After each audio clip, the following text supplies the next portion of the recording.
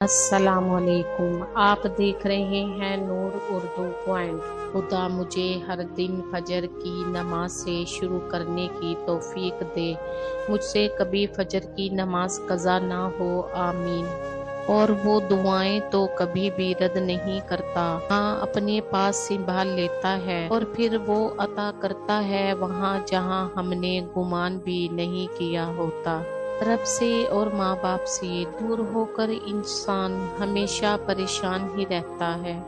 اے لوگو، اپنے رب سے دعا مانگتے رہا کرو، کیونکہ دعا ایسی عبادت ہے جو اللہ سے سب کچھ منوا لیتی ہے۔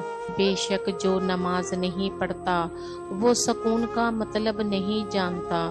نماز وہ واحد حکم ہے جسے اللہ نے آسمان سے وحی کے ذریعے نہیں اتارا بلکہ اپنے محبوب حضرت محمد صلی اللہ علیہ وسلم کو آسمان پر بلا کر تحفے میں دیا۔